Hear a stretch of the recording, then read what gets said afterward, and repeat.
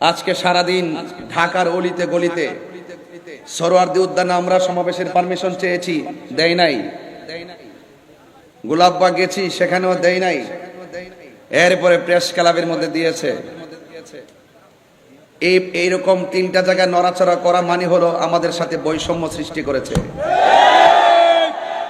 এই দেশের এক শ্রেণীর মানুষ যদি তারা সোহরাওয়ার্দী উদ্যানে ফিলিস্তিনের সমর্থনে প্রতিবাদ জানাতে পারে, তাহলে এই দেশ হলো আউলিয়া কেরামের দেশ। তরিকাপন্থীরাও সেই ময়দানে ফিলিস্তিনের সমর্থনে ইসরায়েলের আগ্রাসনের বিরুদ্ধে প্রতিবাদ জানাবার অধিকার রাখে।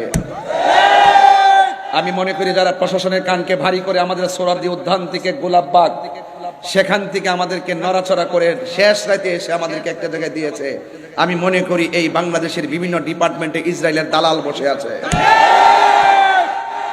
কথা বলেন ঠিক কিনা বলেন? এই জন্য আমরা বুঝে গিয়েছি যে এখানে সোজা আঙ্গুলে ঘি উঠবে না। এই জন্য আমাদের ঘোষণা হয়ে গেছে, যার যে যেভাবে পারো চলে আসো, বাধা হবে যেখানে, লড়াই হবে সেখানে।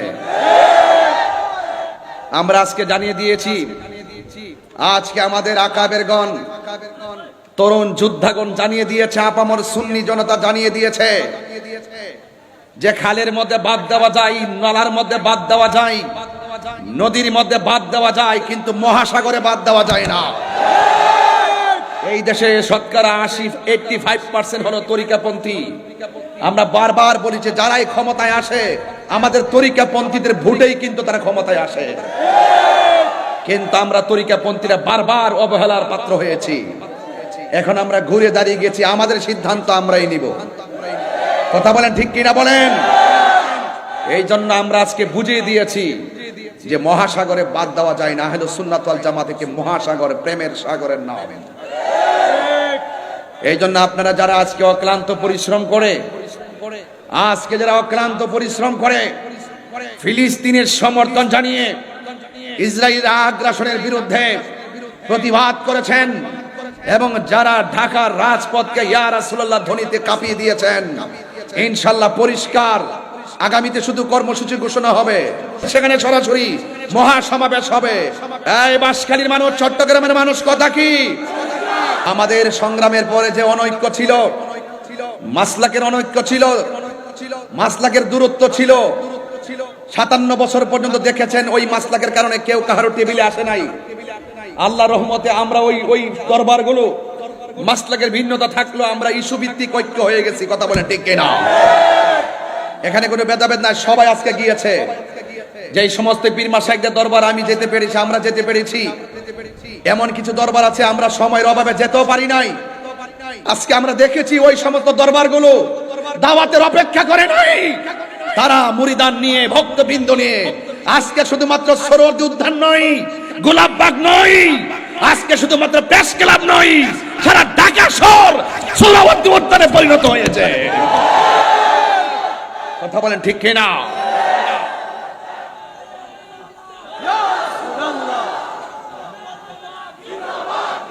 যারা অক্লান্ত পরিশ্রম করে আজকে গিয়েছেন, সারা বাংলাদেশের পীর মাশায়েখ, আপামর মুসলিম জনতা, সুন্নি জনতা, দল মত নির্বিশেষে যারা এসেছেন, আমি সকলকে ধন্যবাদ জানাই। এবং আগামীর যে কোনো কর্মসূচি বাস্তবায়নের জন্য ডাক দিলে আপনাদেরকে কি পাওয়া যাবে?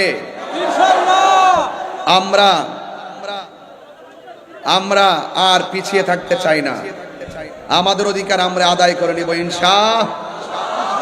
এই জন্য কোন সুন্নি এককভাবে গোপনে সিদ্ধান্ত নেবেন না, সারা বাংলাদেশের আকাবেরগণ সিদ্ধান্ত দিবে এই তৃণমূল সুন্নিরা কোন দিকে যাবে। কথা বলেন ঠিক কিনা?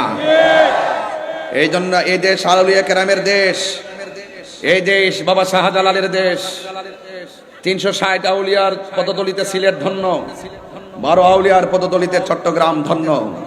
কথা বলেন ঠিক না বেঠিক? শুধু একটা মিস কল দিয়েছি, যদি আমাদেরকে যদি ওই সুযোগটাও যদি না করে দিত, সারা বাংলাদেশ আমরা সোহরাওয়ার্দী উদ্যান বানাই নিতাম। এই দেশে সুন্নিদেরকে বাদ দিয়ে, তরিকাপন্থীদেরকে বাদ দিয়ে অপশক্তিগুলো দেশের মুখপাত্র চাচ্ছে। মনে হয় যেন তারাই একমাত্র ধর্মের মুখপাত্র, এরা ধর্মের নামে অধর্মের চর্চা করে জাতিকে বিভ্রান্ত করছে। কথা বলেন ঠিক কিনা? আজকে দেখেছেন তো শান্তিপ্রিয় কত সুন্দর প্রতিবাদ হয়েছে, যেখানে গরু চুরি নাই, আম চুরি নাই, জুতা চুরি নাই, মারামারি নাই, কাটাকাটি নাই, ধাক্কাধাক্কি নাই, উগ্রতা নাই, সন্ত্রাসী নাই, চাঁদাবাজি নাই, রাহাজানি নাই, ভাঙচুর নাই, অগ্নিসংযোগ নাই। সুন্নি জামাত শান্তির নাম কথা বলেন ঠিক না? আমরা আবারও প্রমাণ করে দিয়েছি। সুতরাং সুন্নিদেরকে ট্যাগ দিয়ে কথা বলবা না। এই দেশে আমরা দেখি সবচাইতে রাজনৈতিকভাবে সুবিধা ভোগ করে ওই শ্রেণীর গোষ্ঠীগুলো যারা ধর্মের নামে অধর্মের চর্চা করে। কথা বলেন ঠিক কিনা? আপনারা সবাই ঐক্যবদ্ধ থাকবেন। আমার আজকে খুব ভালো লেগেছে, আমি দেখেছি আমাদের অনুষ্ঠানের মধ্যে কওমি অঙ্গনের একজন হুজুর, একজন গুরুত্বপূর্ণ হুজুর জুনায়েদ আল হাবিব হুজুর, তিনি নিজেও এসেছেন। আমরা এটাই চেয়েছি, এটাই বোঝাতে চেয়েছি যে এখানে ফিলিস্তিনের ইস্যুতে আমরা ভেদাভেদ নাই। সব যে যেই দল করেন, যেই যে ধর্মের অনুশাসন করেন, সবাই আসার দরকার। কথা বলেন ঠিক কিনা? কিন্তু আমরা দেখি সুন্নিদেরকে মাইনাস করে রাখা হয়, সুন্নিদেরকে দূরে ঠেলে ফেলে রাখা হয়। আজকে শুধু একটা মিস কল দিয়ে বুঝাই দিলাম। পুলিশ প্রশাসন অনেক সময় মনে করছে ঢাকা কি এত লক্ষ লোকের ধারণ ক্ষমতা আছে, এই জন্য অনেক গাড়ি আটকাই দিছে, কয়েক হাজার 30-40 হাজার গাড়ি আটকাই দিছে, ঢাকা ঢুকতেই পারে নাই, জ্যামজট লেগে গেছে। যদি আমার মনে হয় সবাই ঢুকতে পারতো। এত বাধা বিপত্তির মধ্যে যে অবস্থা, যদি সুযোগ পায় ঢাকা হয়ে যাবে ইয়া রাসূলুল্লাহর ক্যান্টনমেন্ট। আগামীতে আহলুস সুন্নাত ওয়াল জামাতের কোন আলেমকে ট্যাগ লাগাই কথা বললে তার জবাব হবে ইনশাআল্লাহ। জবাব হবে কিনা বলেন? আমরা মদিনাওয়ালার প্রেমের দালালি করি।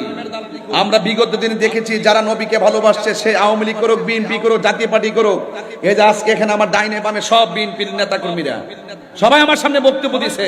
এই মুহূর্তে কোনো বিএনপির নেতা যদি বলে হুজুর আমার জন্য একটু দোয়া করেন, ভোটটা চান, আমি কি তাকে খুশি করার জন্য তো চাইতে দিব? কথা কোন ঠিক না বেটি? এটা কি আমার অপরাধ হইয়া যাইব? আরে হুজুরের কাছে সবাই দোয়া চাইতে আসে। এই জন্য সুন্নিদেরকে ট্যাগ লাগায় কথা বলবা না। সুন্নিরা দুনিয়ার কোন রাজনৈতিক দলের দালালি করে না, সুন্নিরা মদিনাওয়ালার প্রেমের দালালি করে। কথা বলেন ঠিক না? এই বাংলাদেশের পলিটিক্যাল ট্র্যাডিশন হলো যখন যে ক্ষমতা আসবে সেই স্টেজে থাকবে। এটা কি নতুন না পুরা? একদল গেছে আবার এসে আবার ওনারা থাকবো, আরেকজন থাকবো। এটা হলো আমাদের রাজনীতির সিস্টেম। তো এই সিস্টেমে আমরা পড়ে গেছি। কথা কোন ঠিক না বেঠিক? মানে আমরা পড়ছি বড় জালার মধ্যে। এগুলো ভিডিও ফুটেজ নিয়ে এমুকে ভোট চাইছে, এমুকে দোয়া করছে, এমুকের সাথে ছবি তুলছে, এমুকের সাথে করছে, এইগুলার নাম কথা নয়। সুতরাং সুন্নিদেরকে ট্যাগ লাগাইবার আগে 500 বার চিন্তা করবেন সামনে। আমি আজকে কিন্তু ছাড় দিয়েছি। আজকে কি দিয়েছি? ছাড় দিয়েছি, কিন্তু আগামীতে ছেড়ে দিব না। কথা বলেন ঠিক কিনা বলেন?